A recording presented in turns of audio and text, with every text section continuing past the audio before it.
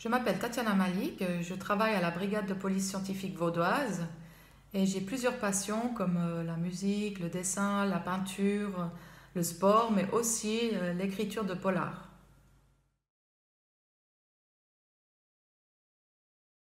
Aujourd'hui, je vous présente mon second roman qui s'intitule Le loup du Val-de-Bagne, édité par la maison 180 degrés éditions. Dans ce livre, il s'agit de l'histoire de Fabien Michel, un ex-inspecteur de police vaudois venu s'installer en Valais. Depuis son passage à la retraite, il a l'impression que ses journées sont longues, se ressemblent. Bon, faut dire qu'après 40 ans de travail intense au sein de la police, notamment à la brigade criminelle, où il avait un rythme soutenu, qu'il était réveillé en pleine nuit alarmé par son pager, le voilà que du jour au lendemain, il est à la retraite et il est confronté à un autre rythme de vie. Néanmoins, son quotidien va être bousculé lorsqu'il va faire une sortie de route et découvrir un corps partiellement calciné et ligoté à un arbre. Les événements vont vite s'enchaîner et Fabien va se retrouver derrière les barreaux.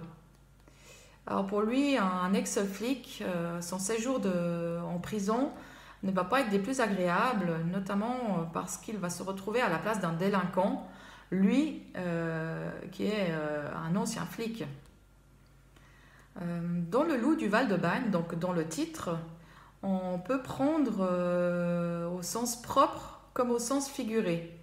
Et je n'en dirai pas plus, je vous laisse découvrir.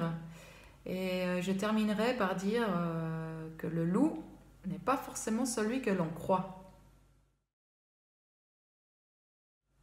Ce serait la photo d'un puzzle reconstitué.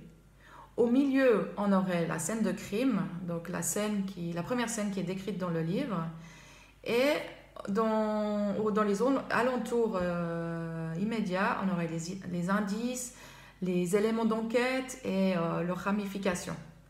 Et autour, donc on va dire comme si c'était le cadre de la photo, on aurait tous les personnages qui sont décrits dans le livre et qui regarderaient la scène. À cette question et en cette période, pour moi, Genève, c'est le salon du livre. J'ai eu la chance d'y être invitée en 2019 et de pouvoir rencontrer des lecteurs et échanger quelques mots avec eux. Je me rappelle encore la rencontre avec une maman et sa fille, leur expression sur leur visage, leur joie. C'est une image que je garderai longtemps en souvenir.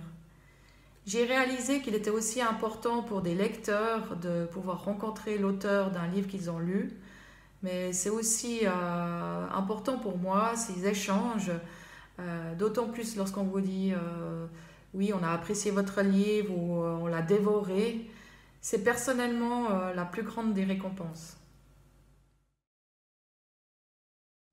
Sans les lecteurs, les livres n'auraient pas de vie et dormiraient sur des étagères empoussiérées par le temps. Alors merci, chers lecteurs.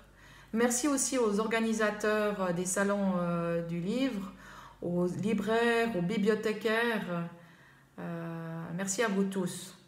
Et au plaisir de vous rencontrer et de partager un moment avec vous en présentiel lorsque la situation sanitaire le permettra.